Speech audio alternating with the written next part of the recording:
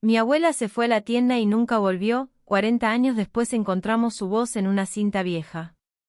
Si te gusta escuchar historias como esta, suscríbete al canal y déjanos tu like, porque eso nos incentiva a seguir compartiendo estas emotivas narrativas contigo. Capítulo 1. El día que cambió todo. Era una tarde húmeda de marzo de 1983 en Buenos Aires. Las hojas amarillentas del jacarandá caían perezosamente sobre la vereda de Belgrano, creando una alfombra crujiente que anunciaba el final del verano porteño. Carmen Rodríguez, de 62 años, ajustó su cartera de cuero gastado mientras observaba desde la ventana de su departamento de 2 ambientes cómo los vecinos regresaban del trabajo con paso apurado. El aroma del guiso que había preparado para la cena aún flotaba en el aire, mezclándose con el sonido lejano del tango que salía de la radio del vecino. Marta, amor, voy al almacén de la esquina a buscar yerba mate. Se nos terminó y tu papá no puede vivir sin su mate de la mañana, le dijo a su nieta de 8 años, que jugaba con sus muñecas sobre la alfombra desgastada del living. La pequeña Marta levantó la vista, sus ojos castaños brillando con esa inocencia que solo tienen los niños que aún no conocen las crueldades del mundo. Carmen se acercó y le dio un beso en la frente, aspirando ese perfume dulce a talco y champú de bebé que siempre la tranquilizaba. Portate bien, mi cielo. Mamá está en la cocina terminando de lavar los platos. No tardo nada, es aquí nomás, a 2 cuadras. La anciana tomó las llaves del gancho junto a la puerta, verificó que llevara las monedas en el bolsillo de su delantal floreado y se dirigió hacia la salida. El aire de la calle la recibió con esa mezcla característica de Buenos Aires, escape de colectivos, empanadas fritas y el eterno murmullo de conversaciones que se filtraban desde los balcones. Carmen saludó con un gesto cordial a doña Rosa, que regaba las plantas en su ventana, y a don Alberto, que fumaba su cigarrillo sentado en la entrada de su edificio como todas las tardes desde que se había jubilado. Mientras caminaba por la vereda irregular, esquivando los pozos que las últimas lluvias habían profundizado, Carmen pensaba en lo afortunada que se sentía. A pesar de las dificultades económicas que atravesaba el país, tenía a su familia completa, su hijo Eduardo trabajando en el puerto, su nuera Patricia cuidando la casa, y esa pequeña Marta que llenaba sus días de risas y travesuras. La vida no había sido fácil después de que enviudara 5 años atrás, pero había aprendido a encontrar alegría en los pequeños momentos, el mate compartido en la mañana, los domingos de asado en el patio, las tardes ayudando a Marta con sus tareas escolares. Al llegar a la esquina de Juramento y Congreso, Carmen se detuvo un momento para observar el movimiento del barrio. Los kioscos comenzaban a encender sus luces de neón, los bares se llenaban lentamente de parroquianos que pedían su cortado y sus medialunas, y en la panadería de enfrente se formaba la cola de siempre para comprar el pan fresco del día. Era su Buenos Aires de toda la vida, ese pedacito de mundo donde conocía cada rostro, cada historia, cada rincón. Entró al almacén de don Sebastián con una sonrisa. El local olía a especias, queso rallado y ese aroma indefinible de los negocios familiares que han visto pasar generaciones enteras. Buenas tardes, doña Carmen, la saludó el comerciante desde detrás del mostrador, limpiando sus manos en el delantal manchado. ¿Lo de siempre? ¿Yerba taragui y un paquete de bizcochos para la pequeña Marta? Carmen asintió con cariño. Era reconfortante que alguien la conociera tan bien, que supiera exactamente qué venía a buscar antes de que ella lo pidiera. Mientras don Sebastián preparaba su pedido, ella observó las estanterías repletas de productos, desde latas de tomate hasta caramelos media hora, todo ordenado con esa precisión que solo tienen los comerciantes de barrio que consideran su negocio una extensión de su hogar. ¿Y cómo anda la familia?, preguntó don Sebastián mientras envolvía los bizcochos en papel manteca. Eduardo me contó que le va bien en el puerto, a pesar de todos los problemas que hay. Carmen sonrió orgullosa. Su hijo era un trabajador incansable, de esos hombres que se levantaban antes del amanecer y volvían a casa cuando el sol ya se ocultaba detrás de los edificios, siempre con las manos manchadas de grasa pero con la satisfacción del deber cumplido. Sí, gracias a Dios. Y Marta está creciendo tan rápido que no me doy cuenta. Ya sabe leer de corrido y el otro día me ayudó a hacer empanadas. Tiene unas manitos de oro, respondió Carmen, pagando las monedas exactas que había contado mientras caminaba hacia el almacén. Lo que Carmen no sabía, mientras se despedía de don Sebastián y salía a la vereda con su bolsa de compras, era que esos serían los últimos momentos de su vida tal como la conocía. Que en unos minutos, su mundo se desmoronaría de una manera que ni ella ni su familia podrían haber imaginado jamás. Capítulo 2. La búsqueda desesperada. Patricia secó el último plato con el repasador a cuadros y miró el reloj de la cocina. Eran las 8:30 de la noche, y Carmen aún no había regresado del almacén. Un nudo extraño comenzó a formarse en su estómago mientras observaba por la ventana la calle ya oscura, iluminada apenas por los faroles amarillentos que proyectaban sombras largas sobre las veredas húmedas. No era normal que su suegra tardara tanto.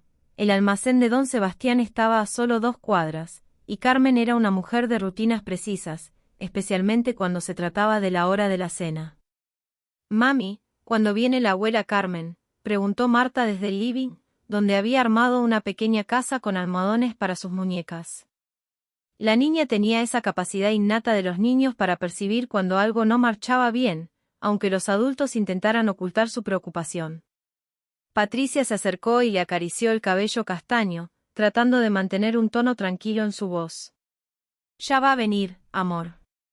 Seguramente se encontró con alguna vecina y se puso a conversar.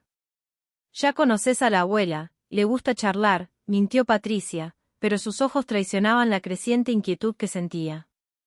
Carmen era sociable, sí, pero también era extremadamente responsable. Jamás se hubiera quedado charlando hasta tan tarde sabiendo que en casa la esperaban para cenar, especialmente con Marta despierta. Cuando Eduardo llegó del puerto a las 9 de la noche, con su mameluco manchado de gris y el cansancio reflejado en sus facciones curtidas por años de trabajo bajo el sol, encontró a Patricia paseando nerviosamente por el pequeño living mientras Marta jugaba en silencio, percibiendo la tensión que se respiraba en el aire. «¿Dónde está mamá?», fue lo primero que preguntó Eduardo al ver que la mesa estaba puesta para 4 personas, pero solo 2 platos habían sido utilizados. «Salió al almacén a las 6:30 y no volvió», respondió Patricia, su voz quebrándose ligeramente. «Fui hasta lo de don Sebastián hace 1 hora. Me dijo que estuvo ahí como siempre, que compró yerba y bizcochos para Marta, y que se fue como a las 7:45. Eso fue hace casi 3 horas, Eduardo». Algo pasó. Eduardo se quitó la gorra de trabajo y se pasó las manos por el cabello negro salpicado de canas prematuras. Conocía a su madre mejor que nadie. Ella había criado sola a 5 hijos después de que su esposo muriera en un accidente laboral, y había desarrollado una disciplina férrea que la convertía en la persona más confiable del mundo. Si Carmen decía que iba al almacén y volvía enseguida, eso era exactamente lo que hacía. Sin excepciones. «Vamos a buscarla», decidió Eduardo, tomando las llaves del departamento. «Patricia, vos quédate acá con Marta por las dudas. Yo voy a recorrer todo el barrio». Capaz se sintió mal en algún lado, o tuvo algún problema. Pero mientras pronunciaba esas palabras tratando de sonar optimista, una sensación fría se instaló en su pecho. Buenos Aires en 1983 no era una ciudad donde una mujer de 62 años desapareciera simplemente. Eduardo comenzó su búsqueda por el camino más lógico, desde su casa hasta el almacén de don Sebastián, revisando cada portal, cada zaguán, cada rincón donde su madre pudiera haber buscado refugio si se había sentido indispuesta. Preguntó a cada vecino que encontró, golpeó puertas, revisó el pequeño hospital del barrio.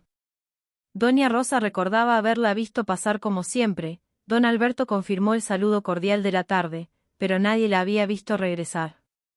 A medida que las horas pasaban y la búsqueda se extendía por calles cada vez más alejadas de su barrio, Eduardo sintió como la desesperación comenzaba a apoderarse de él. Había recorrido plazas, había preguntado en comisarías, había llamado a hospitales.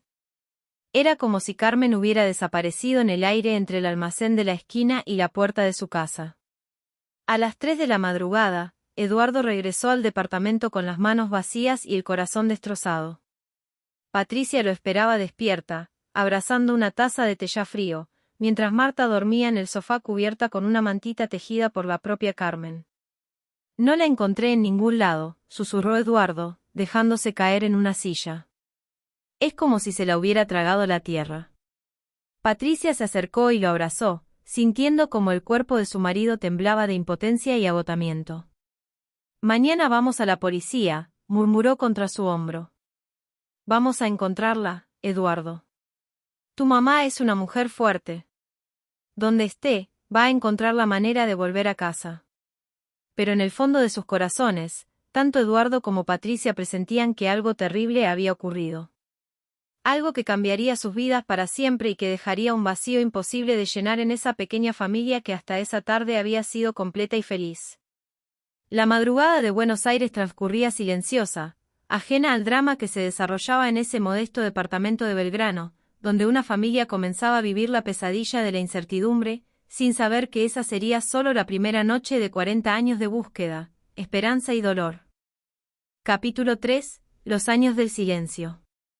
El tiempo tiene una forma cruel de continuar su marcha implacable, incluso cuando la vida de una familia se ha detenido en el momento exacto en que todo cambió para siempre. Para Eduardo, Patricia y la pequeña Marta, los días siguientes a la desaparición de Carmen se convirtieron en una sucesión interminable de visitas a comisarías, llamadas telefónicas a hospitales, caminatas por barrios desconocidos y conversaciones susurradas con vecinos que ofrecían teorías cada vez más descabelladas sobre lo que podría haber ocurrido. La policía de Buenos Aires en 1983 tenía problemas más urgentes que resolver que la desaparición de una abuela de 62 años. Los agentes recibían la denuncia con una mezcla de rutina burocrática y resignación cansada, tomaban los datos básicos y prometían hacer todo lo posible, pero Eduardo podía leer en sus ojos que el caso de su madre se perdería entre miles de expedientes similares que se acumulaban en oficinas sobrecargadas y mal iluminadas. «Mire, señor Rodríguez», le explicó el comisario Martínez después de 2 semanas de búsqueda infructuosa, su señora madre era una mujer mayor. A veces, la gente de esa edad tiene episodios de confusión, se desorientan, toman decisiones impulsivas. Capaz decidió visitar a algún pariente lejano y se olvidó de avisar. Estas cosas pasan más seguido de lo que usted se imagina. Pero Eduardo conocía a Carmen mejor que cualquier funcionario policial, y sabía que su madre jamás habría abandonado a su familia sin explicaciones. Marta, que acababa de cumplir 9 años, comenzó a desarrollar rituales extraños para lidiar con la ausencia de su abuela. Todas las noches, antes de acostarse, dejaba un vaso de agua y 2 galletitas sobre la mesa del living, por si la abuela Carmen tiene hambre cuando vuelve a casa. Patricia no tenía corazón para explicarle que quizás su abuela nunca regresaría, así que permitía que la niña mantuviera esa esperanza que, de alguna manera misteriosa, también alimentaba la suya propia. Los meses se convirtieron en años, y la vida familiar tuvo que reorganizarse alrededor de esa ausencia que ocupaba más espacio que cualquier presencia. Eduardo trabajaba dobles turnos en el puerto, no solo por necesidad económica, sino porque mantenerse ocupado era la única manera de no volverse loco pensando en las miles de posibilidades terribles que podrían explicar la desaparición de su madre. Patricia asumió todas las responsabilidades del hogar, pero cada vez que cocinaba el guiso que tanto le gustaba a Carmen, o cuando escuchaba un tango en la radio, sentía como si una mano invisible le estrujara el corazón. La sociedad argentina de los años 80 no estaba preparada para acompañar el duelo de las familias que habían perdido a sus seres queridos en circunstancias misteriosas. No existían grupos de apoyo, ni terapeutas especializados, ni protocolos policiales específicos para casos de desapariciones. Las familias quedaban libradas a sus propios recursos emocionales, navegando a ciegas por un océano de dolor, culpa y preguntas sin respuestas. Marta creció en medio de esa atmósfera de incertidumbre perpetua. Su infancia estuvo marcada por conversaciones adultas que se cortaban abruptamente cuando ella entraba a la habitación, por llamadas telefónicas nocturnas que llenaban a sus padres de esperanza durante algunos segundos antes de sumir a la casa en un silencio aún más profundo, por la sensación constante de que faltaba una pieza fundamental en el rompecabezas de su familia.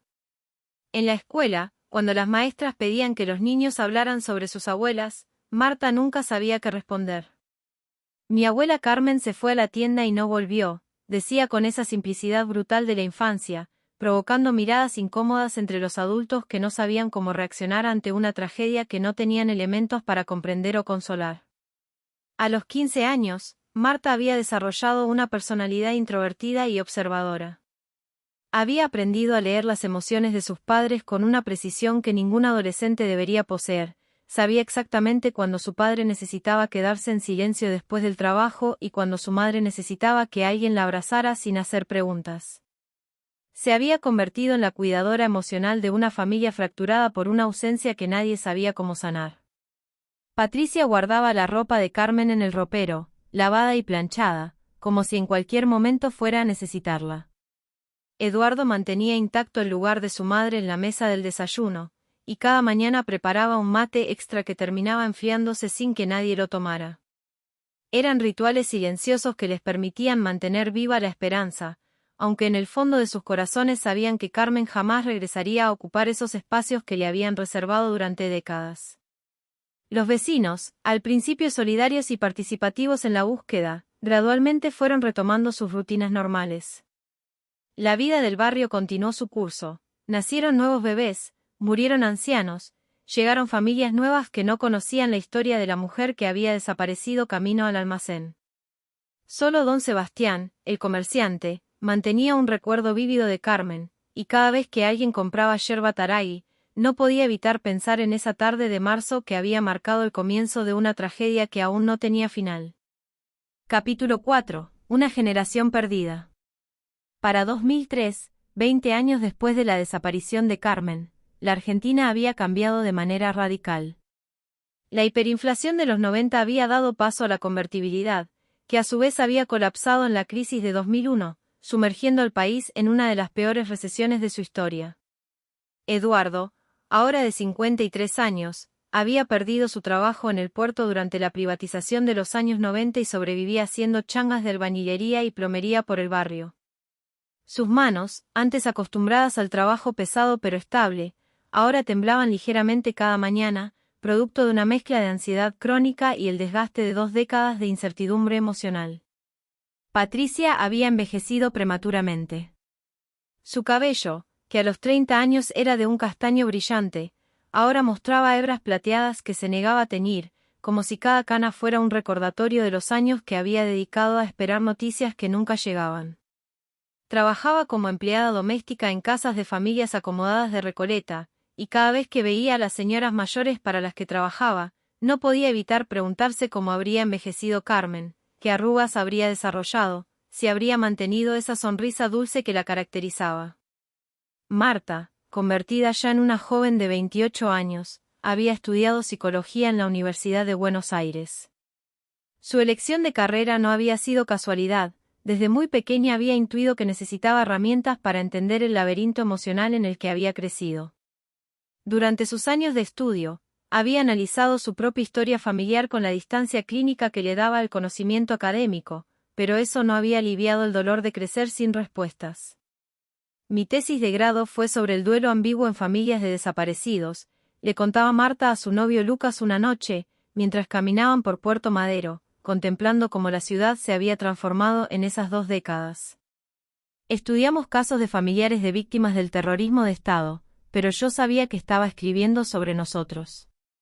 Sobre lo que significa vivir sin poder cerrar un ciclo, sin poder despedirse, sin saber si lo que uno siente es tristeza por una muerte o esperanza por un posible regreso. Lucas, un ingeniero de sistemas que había conocido a Marta en un curso de fotografía, trataba de entender la complejidad emocional de la familia en la que se había enamorado. Para él, que provenía de una familia convencional de clase media de La Plata, la historia de Carmen era como un misterio fascinante y terrible a la vez. Nunca tuvieron ninguna pista. Ni siquiera una teoría que les pareciera verosímil, le preguntaba, tratando de aplicar su lógica de ingeniero a un problema que desafiaba cualquier análisis racional. Al principio, papá tenía 1000 teorías, respondía Marta, deteniéndose frente al río, donde las luces de la ciudad se reflejaban como estrellas caídas en el agua oscura. Que se había golpeado la cabeza y tenía amnesia, que alguien la había atropellado y la habían llevado a un hospital de otro barrio, que había sufrido un infarto en la calle y su cuerpo había terminado en alguna morgue sin identificar.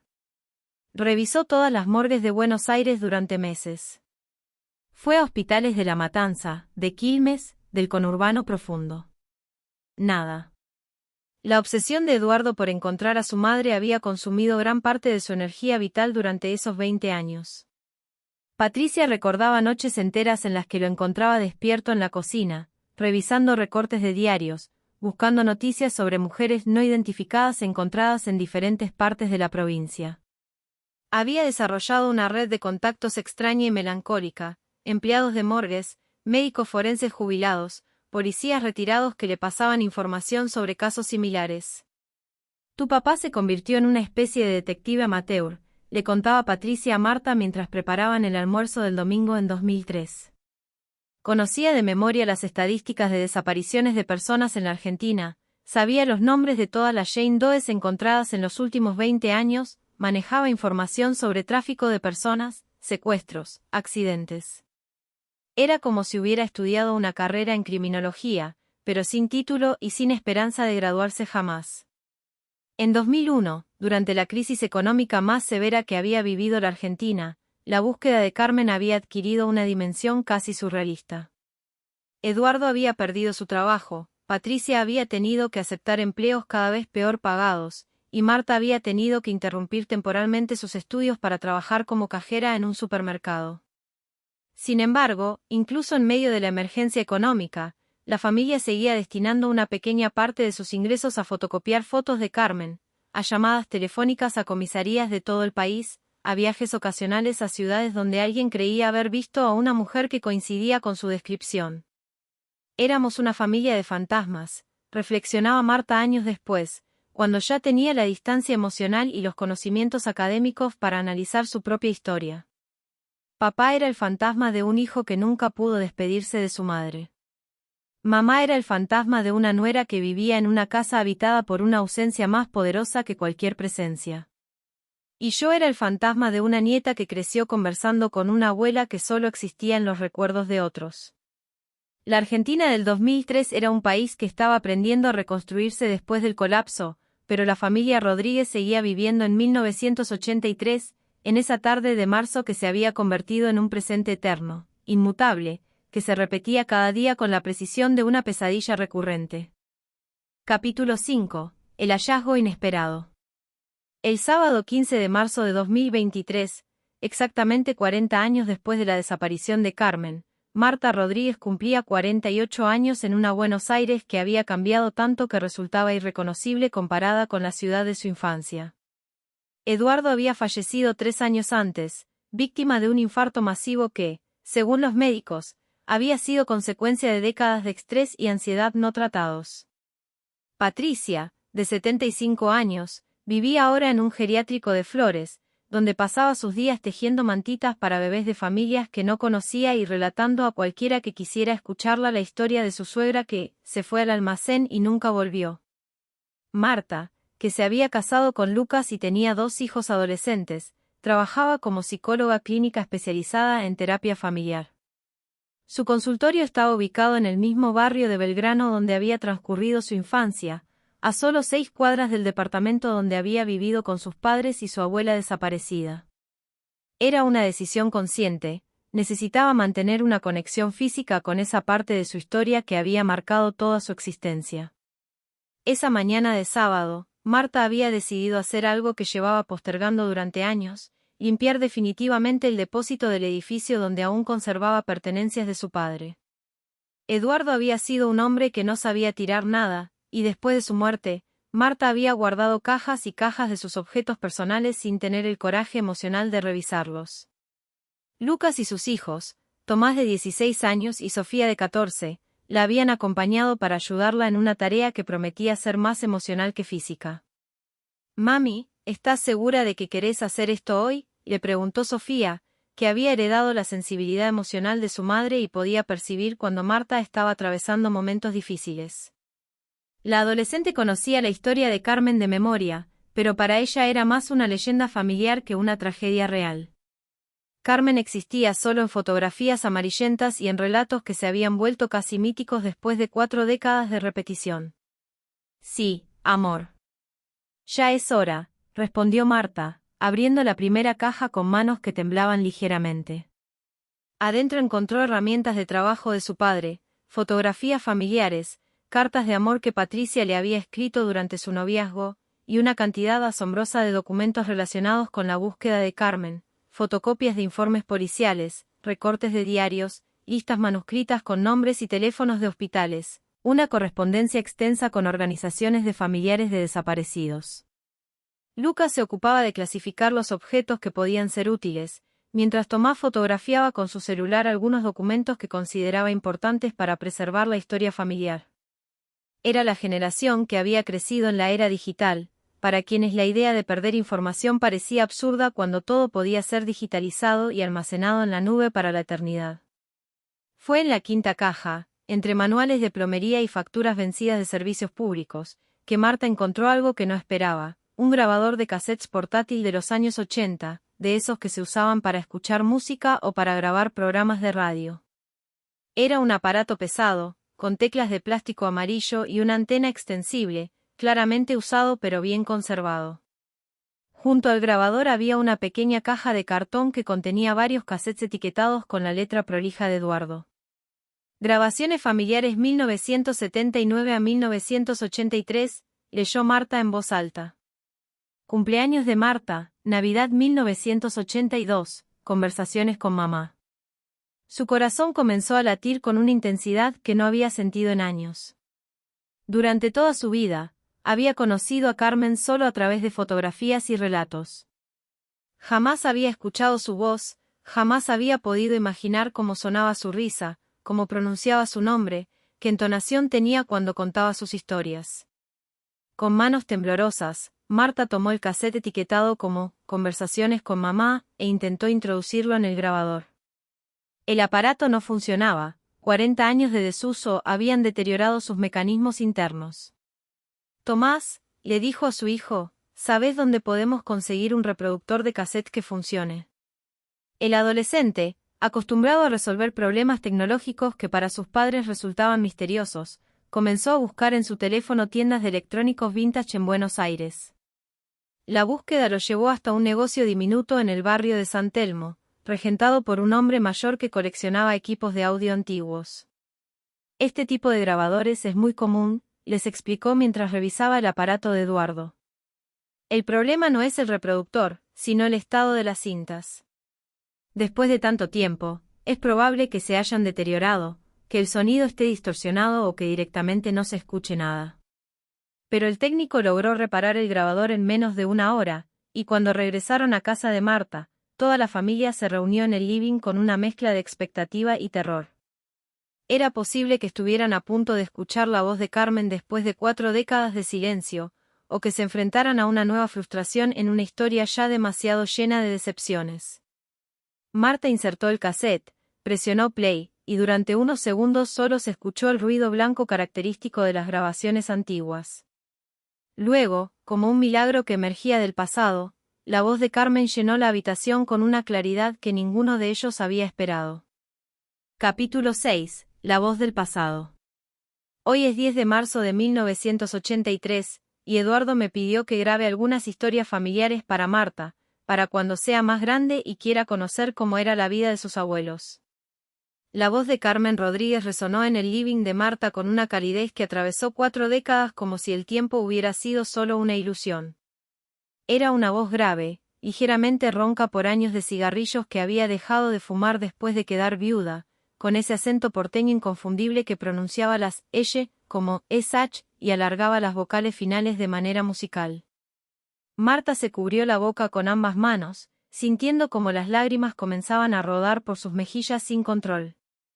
Era la primera vez en 40 años que escuchaba la voz de su abuela, y el impacto emocional fue tan intenso que por un momento sintió que no podía respirar. Lucas se acercó y le puso una mano en el hombro, mientras Tomás y Sofía observaban la escena con una mezcla de fascinación y respeto, comprendiendo instintivamente que estaban siendo testigos de un momento histórico en la vida de su familia. Marta, mi cielo, si estás escuchando esto es porque ya sos una señorita grande, continuaba la voz de Carmen desde el pasado. Tu papá me pidió que te cuente algunas cosas sobre nuestra familia, sobre tus bisabuelos que vinieron de España cuando yo era chiquita, sobre cómo conocí a tu abuelo Francisco en un baile de carnaval en 1938, sobre los tiempos difíciles que vivimos cuando éramos jóvenes. La grabación tenía esa calidad íntima de las conversaciones familiares, con Carmen hablando directamente al micrófono como si estuviera conversando con Marta cara a cara. Se escuchaban ruidos de fondo, el sonido de una radio lejana, el tintineo de tazas, el murmullo del tráfico de Buenos Aires que se filtraba por las ventanas abiertas. Era el soundtrack de una tarde cualquiera de marzo de 1983, preservado milagrosamente en una cinta magnética. ¿Sabes una cosa, Marta? Yo creo que la vida es como un gran tejido. Cada persona que conocemos, cada historia que vivimos, es un hilo que se va sumando a la trama. A veces los hilos se cortan antes de tiempo, como pasó con tu abuelo Francisco, pero el tejido sigue creciendo porque otros hilos toman su lugar. Vos, mi amor, sos uno de los hilos más importantes de mi vida. Cada vez que te veo jugar, cada vez que me ayudás en la cocina, cada vez que me das uno de esos besos tan dulces, estás agregando colores nuevos a nuestra historia familiar. Marta tuvo que pausar la grabación porque los sollozos no la dejaban escuchar con claridad. Durante todos esos años, había construido una imagen de Carmen basada en los recuerdos de otros, en fotografías silenciosas, en anécdotas que se habían repetido tantas veces que habían perdido su frescura original. Pero ahora, escuchando directamente la voz de su abuela, podía percibir su personalidad real, la entonación cariñosa cuando pronunciaba su nombre, el humor sutil cuando contaba anécdotas familiares, la sabiduría simple pero profunda con la que interpretaba la vida. Dale, mami, seguí escuchando, la animó Sofía, que había heredado de Marta la fascinación por las historias familiares. Para los adolescentes, Carmen había sido siempre una figura abstracta, pero ahora estaba cobrando vida de una manera que los conectaba emocionalmente con una parte de su identidad que no sabían que existía. Cuando Marta reanudó la reproducción, Carmen estaba contando la historia de cómo había llegado a Buenos Aires desde un pueblo de la provincia de Córdoba. Yo tenía 17 años cuando me vine a la capital, Marta. Era 1938, y por ese entonces Buenos Aires era una ciudad que crecía todos los días. Llegaban barcos llenos de inmigrantes, se construían edificios nuevos en cada barrio, había trabajo para quien quisiera trabajar. Vine con una valija de cartón y la dirección de una prima segunda que vivía en San Telmo.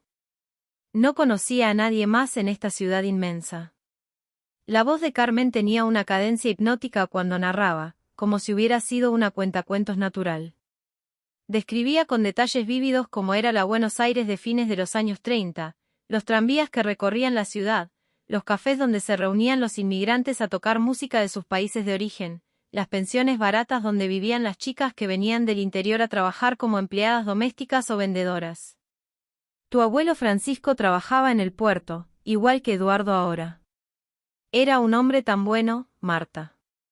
Tenía unas manos enormes, siempre manchadas de grasa, pero cuando me tocaba la cara lo hacía con una delicadeza como si yo fuera de porcelana. Nos casamos en 1940, en plena Guerra Mundial. Fue una boda muy sencilla, en la iglesia de San Telmo, con solo nuestros amigos más cercanos. No teníamos plata para una fiesta grande, pero éramos tan felices que no nos importaba nada más. A medida que la grabación avanzaba, Marta comenzó a comprender que estaba escuchando no solo la voz de su abuela, sino un testimonio histórico sobre una época de la Argentina que ya no existía. Carmen hablaba de la vida cotidiana durante la presidencia de Perón, de cómo había sido criar 5 hijos en los años 40 y 50, de las dificultades económicas y las alegrías simples de una familia de clase trabajadora que construía su futuro día a día. Eduardo siempre fue el más responsable de mis hijos, continuaba Carmen. Desde chiquito tenía esa seriedad, esa manera de cuidar a los demás. Cuando Francisco murió en el accidente, Eduardo tenía solo 23 años, pero se hizo cargo de toda la familia como si fuera el padre. Trabajaba todo el día y a la noche venía a casa a ayudarme con los gastos, con los problemas de sus hermanos menores. Por eso me pone tan contenta que haya encontrado a Patricia, que hayan formado su propia familia, que tengan a esta princesita que ilumina mis días. Hacia el final de la grabación, Carmen se dirigía directamente a Marta con una intensidad emocional que atravesó los 40 años que separaban la grabación del momento presente. Marta, mi amor, si algún día estás escuchando esto y yo ya no estoy más con ustedes, quiero que sepas que fuiste una de las alegrías más grandes de mi vida. Quiero que sepas que tu familia siempre va a estar unida, sin importar lo que pase. Los Rodríguez somos gente de trabajo, gente honesta, gente que no se rinde nunca. Vos tenés esa fuerza en la sangre, y quiero que la uses para ser feliz, para ayudar a otros, para construir un mundo mejor que el que nosotros te estamos dejando. La grabación terminó con el sonido de Carmen despidiéndose. Bueno, mi cielo, por hoy ya es suficiente. Tu papá me está haciendo señas de que la cena está lista. Te mando un beso enorme, y recordá siempre que tu abuela te ama con todo el corazón. Luego, solo silencio. Capítulo 7. El círculo completo.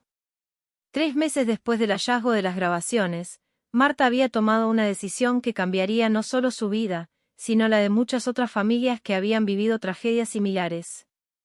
Inspirada por las palabras de Carmen sobre ayudar a otros y construir un mundo mejor, había comenzado a trabajar en un proyecto que combinaba su experiencia como psicóloga con su propia historia de pérdida y búsqueda, un centro de apoyo para familias de personas desaparecidas, especializado en lo que ella había aprendido a llamar duelo ambiguo. El centro funcionaba en una casa antigua de Belgrano, a solo 3 cuadras del almacén donde Carmen había comprado yerba por última vez 40 años atrás. No era casualidad que Marta hubiera elegido ese lugar, necesitaba cerrar geográficamente el círculo de su historia familiar, convertir esa zona de dolor en un espacio de sanación para otros que transitaban el mismo camino que ella había recorrido durante décadas. Mi abuela Carmen desapareció el 15 de marzo de 1983, cuando salió a comprar yerba mate a la tienda de la esquina. Comenzaba Marta cada taller grupal con familias de desaparecidos. Durante 40 años, mi familia vivió en un estado de suspensión emocional, sin poder hacer el duelo, sin poder despedirse, sin poder seguir adelante completamente. Pero aprendimos algo fundamental: el amor no desaparece, aunque las personas sí lo hagan. Patricia, que ahora vivía en un departamento adaptado cerca del centro, se había convertido en una colaboradora fundamental del proyecto. A los 78 años, había encontrado un propósito nuevo en ayudar a otras familias que recién comenzaban el proceso que ella había transitado durante décadas. Su experiencia era invaluable, no solo por el conocimiento práctico que había adquirido sobre búsquedas policiales y trámites burocráticos, sino por la sabiduría emocional que había desarrollado para sobrevivir a una pérdida que desafiaba todos los marcos convencionales de comprensión. Lo más difícil, le contaba Patricia a María Elena, una mujer de 50 años cuyo esposo había desaparecido 6 meses atrás, no es la esperanza ni la desesperación. Lo más difícil es aprender a vivir en el mientras tanto. Porque cuando alguien desaparece sin explicaciones, tu vida entera se convierte en un mientras tanto eterno. Mientras tanto busco, mientras tanto espero, mientras tanto trato de seguir adelante sin saber si estoy traicionando a la persona que perdí o si estoy siendo fiel a mi propia necesidad de sobrevivir. El centro había comenzado a recibir familias de toda la provincia de Buenos Aires, e incluso de otras provincias. Marta había desarrollado una metodología terapéutica específica que combinaba técnicas de terapia familiar sistémica con grupos de apoyo mutuo y talleres de memoria colectiva. Una de las actividades más poderosas consistía en que cada familia creara un archivo de la memoria de la persona desaparecida, fotografías, grabaciones, cartas, objetos personales, testimonios de amigos y vecinos. La desaparición de una persona no borra su existencia, explicaba Marta en una conferencia que dio en la Universidad de Buenos Aires. Nuestro trabajo consiste en ayudar a las familias a separar la pérdida de la persona de la pérdida de su historia. Carmen desapareció físicamente en 1983, pero su historia siguió viva en nosotros durante 40 años. Cuando encontramos sus grabaciones, no recuperamos a Carmen, pero sí recuperamos partes de su identidad que creíamos perdidas para siempre. Tomás y Sofía, ahora de 19 y 17 años respectivamente, habían decidido involucrarse activamente en el centro. Tomás estudiaba comunicación social y se había especializado en crear contenido digital para visibilizar casos de desapariciones recientes. Había desarrollado una plataforma web donde las familias podían cargar información sobre sus seres queridos desaparecidos, crear líneas de tiempo interactivas y conectarse con otras familias que habían vivido experiencias similares. Sofía, que había heredado la sensibilidad artística de su bisabuela Carmen, coordinaba talleres de expresión creativa para niños y adolescentes de familias afectadas. Utilizaba técnicas de arte terapia, escritura creativa y teatro para ayudar a los más jóvenes a procesar emociones que muchas veces no tenían palabras para expresar. Los chicos entienden cosas que los adultos no pueden entender, decía Sofía. Ellos no separan el amor de la pérdida como hacemos nosotros. Para ellos, amar a alguien que no está es algo completamente natural. Un año después de la apertura del centro, Marta recibió una llamada que la conmovió profundamente. Era de una mujer llamada Cristina, de 65 años, que vivía en Rosario. Escuché en la radio una entrevista suya sobre su centro, le dijo Cristina. Quería contarle que yo conocí a su abuela Carmen. Trabajamos juntas en una fábrica textil en 1984, un año después de que usted dice que desapareció de Buenos Aires. El corazón de Marta se detuvo por un momento. Después de 4 décadas sin ninguna pista confiable, era posible que finalmente hubiera aparecido alguien que pudiera explicar qué había pasado con Carmen. Cristina le contó que había conocido a una mujer llamada Carmen Rodríguez en una fábrica de Rosario, que tenía aproximadamente la edad correcta y que hablaba de una familia en Buenos Aires que extrañaba mucho. Pero había algo raro en ella, agregó Cristina. Era como si no recordara bien algunos detalles de su vida anterior. Los médicos dijeron que había sufrido un golpe fuerte en la cabeza, que tenía amnesia parcial. Marta organizó inmediatamente un viaje a Rosario con Patricia. La mujer que Cristina había conocido había fallecido en 1995, pero había dejado algunas pertenencias personales que estaban guardadas en el hospital donde había vivido sus últimos años. Entre esas pertenencias, Marta encontró una fotografía familiar que reconoció inmediatamente. Era la misma foto que Eduardo había usado durante décadas para buscar a su madre. Sin embargo, también encontraron documentos que indicaban que esa mujer había llegado al hospital en 1984 sin documentos de identidad, que había sido encontrada vagando por las calles de Rosario en estado de confusión, y que nunca había podido recordar completamente su vida anterior al accidente que le había causado la amnesia. El personal médico la había llamado Carmen porque era lo único que podía recordar de su nombre, pero nunca había podido confirmar su identidad real. Nunca vamos a saber con certeza si era ella, le dijo Marta a Patricia durante el viaje de regreso a Buenos Aires. Pero ahora tenemos una historia posible, una explicación que nos permite imaginar que Carmen no sufrió, que encontró gente que la cuidó, que vivió una vida digna aunque fuera diferente a la que hubiera elegido. Patricia asintió, sintiendo una mezcla de paz y tristeza que no había experimentado en 4 décadas. El centro de Marta siguió creciendo, y la historia de Carmen se convirtió en un símbolo de esperanza para muchas familias. No porque hubieran encontrado todas las respuestas, sino porque habían aprendido que el amor puede sobrevivir a la incertidumbre, que la memoria puede ser más poderosa que la presencia física, y que las historias de pérdida pueden transformarse en historias de resistencia y solidaridad. En marzo de 2024, 41 años después de la desaparición de Carmen, Marta organizó un evento especial en el centro. Reunió a todas las familias que habían participado en los talleres durante ese primer año, y les pidió que cada una trajera una grabación, una carta, una fotografía o un objeto que representara la memoria de su ser querido desaparecido. Crearon un archivo de la esperanza, colectivo, donde las historias individuales se entrelazaban para formar una narrativa más grande sobre la capacidad humana de mantener vivo el amor a pesar de la ausencia. Esa noche, mientras cerraba el centro después del evento, Marta reprodujo una vez más la grabación de Carmen. Pero esta vez no sintió solo dolor por la pérdida, sino también gratitud por el regalo inesperado que había recibido 40 años después. La voz de su abuela ya no era solo un eco del pasado, sino una guía para el futuro, una inspiración para continuar ayudando a otros a encontrar luz en medio de la oscuridad de la incertidumbre. Gracias, abuela, murmuró Marta antes de apagar las luces. Tu historia no terminó cuando desapareciste. En realidad, recién está empezando.